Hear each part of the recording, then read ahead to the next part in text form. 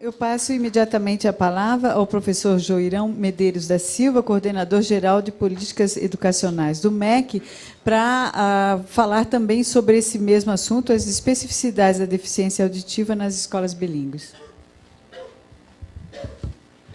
Bem, bom dia a todos e a todas. Agradecemos o convite do Ministério Público Federal de estar aqui presente. Cumprimento o nosso presidente do CONAB, Moisés Bauer, o Valdo, representante aqui do INES, e a nossa procuradora, do Ministério Público do GT de Inclusão. Bem, a nossa fala, eu dividi a nossa fala aí numa definição da concepção de educação inclusiva instituída pelo MEC. Em seguida, nós vamos trabalhar alguns marcos legais e pedagógicos e políticos. Vou me deter à questão pedagógica por formação.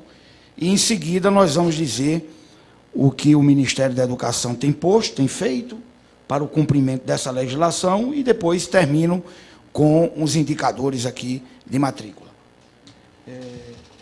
Quero registrar a presença da professora Gotti, nossa companheira no MEC, e também especialista na área. Pode passar, por favor? Bem, já foi citado aqui anteriormente, tanto pela professora Cláudia como pela professora Martinha, o desenvolvimento e a mudança de paradigma que ocorreu, não foi no Brasil, foi no mundo, em relação à concepção de inclusão educacional. Numa sociedade inclusiva, que tradicionalmente elege, tradicionalmente classifica, que tradicionalmente permanece com atitudes e formas de educar que têm excluído parte da população, independente de alguma deficiência. E, nesse sentido, pode passar, houve e há políticas públicas hoje voltadas para a questão da acessibilidade. Acessibilidade em todas as áreas, acessibilidade às pessoas com deficiência ou sem deficiência. E cria-se esse conceito, que não é só acadêmico, é originário também dos movimentos, porque passaram por eles essa discussão, tanto convenção como outros marcos legais que eu vou apresentar aqui para vocês, de que uma educação inclusiva, antes de qualquer coisa, ela é uma ação política, ela é uma ação cultural, ela é uma ação social e ela é eminentemente pedagógica, pois nascida no seio das estruturas escolares.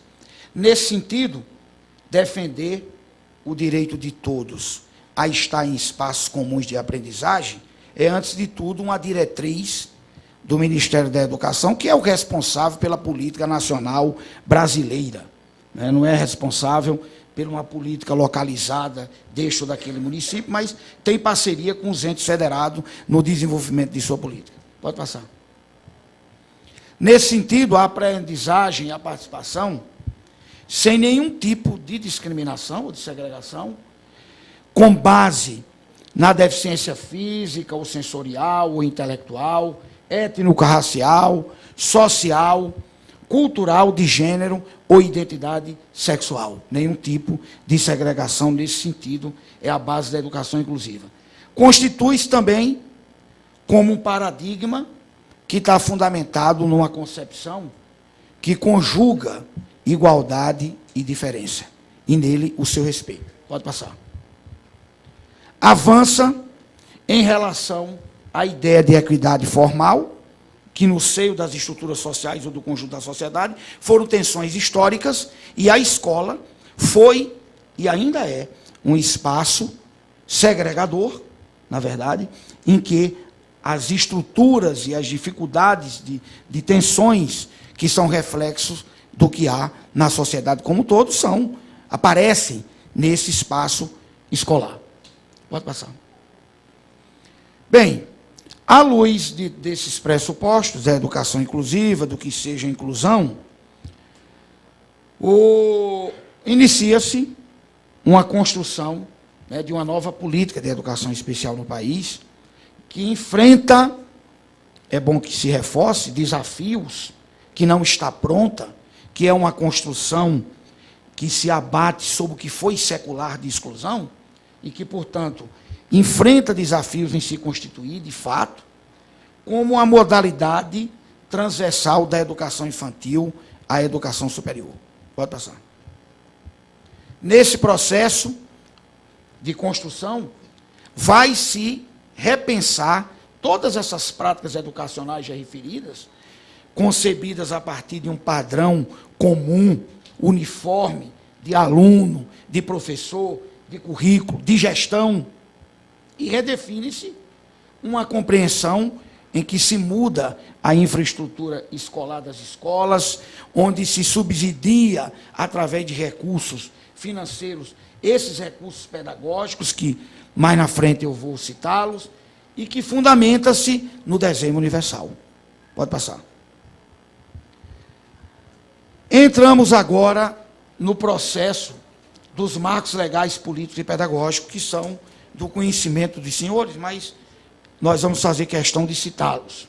A Constituição Federal, de 88, que diz que promover o bem de todos, sem preconceito de origem, raça, cor, idade, ou quaisquer outras formas de discriminação, incluindo nelas a discriminação linguística. Pode passar.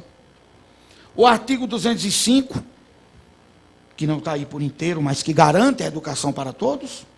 O 206, que diz da igualdade de condições de acesso e permanência na escola, como um dos princípios do ensino de todos os estudantes, sem exceção, independente de ter ou não alguma deficiência, que determina no 208, como dever do Estado, a oferta do atendimento educacional especializado. Uma coisa interessante, se fala nem em educação especial. A educação especial, já na nossa Constituição, é entendida como oferta de atendimento educacional especializados, com a nomenclatura ainda anterior, né, aos portadores de deficiência, preferencialmente na rede regular de ensino. Assim, pode passar, a educação efetiva-se, a educação da pessoa surda também efetiva-se na educação regular comum e no atendimento educacional especializado. Inclusive, eu quero fazer um parêntese, porque tem algumas coisas, algumas concepções que foram ditas aqui, extremamente equivocadas sobre o AE. O AE não são 2, 3 horas. Quem está afirmando isso não conhece o que é atendimento educacional especializado.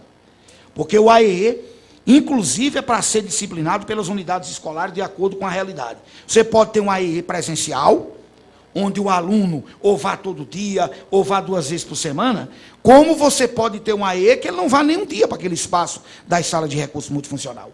Que aquele profissional ali, ele possa, por exemplo, preparar os materiais pedagógicos do aluno com deficiência, vamos dizer aqui, auditiva ou surdez, ou surdos, para que ele possa ter, na sala de aula comum, as condições de acompanhamento. Então, não necessariamente o AE é prescrito esse número de horas ou de dias. O Estatuto da Criança e do Adolescente, que determina que os pais ou responsáveis têm a obrigação de matricular seus filhos na rede regular de ensino comum. Na Lei 10.098 de 2000, regulamentada pelo Decreto 5296 de 2004, define que a acessibilidade e o que são barreiras. O que é que são barreiras? Entre elas, no inciso 2 do artigo 2º, pode passar, define barreiras nas comunicações como qualquer entrave, qualquer um, de qualquer natureza ou obstáculo, que impossibilite a expressão ou recebimento de mensagem por intermédio dos meios de sistema de comunicação, sejam ou não de massa. Determina, no artigo 17, a eliminação destas barreiras referidas às pessoas com deficiência sensorial, bem como a formação de profissionais intérpretes de escrita braille, de linguagem de sinais e de guias intérpretes. Pode passar. Facilitando qualquer tipo de comunicação direta às pessoas com deficiência sensorial ou com dificuldade de comunicação. Temos também a Lei 10.436, de abril de 2002, que o Brasil reconhece que parte de sua população utiliza Libras para se comunicar e define que esta língua é um instrumento legal de comunicação e expressão. O ensino de Libras passa a ser parte dos currículos de formação, já foram referidos aqui pela professora Cláudia Martinha, os cursos de licenciatura das universidades, todos nós que estamos nas universidades sabemos disso, inclusive com algumas outras instituições privadas, que também são obrigadas pelo sistema, e os cursos de fonoaudiologia. Pode passar.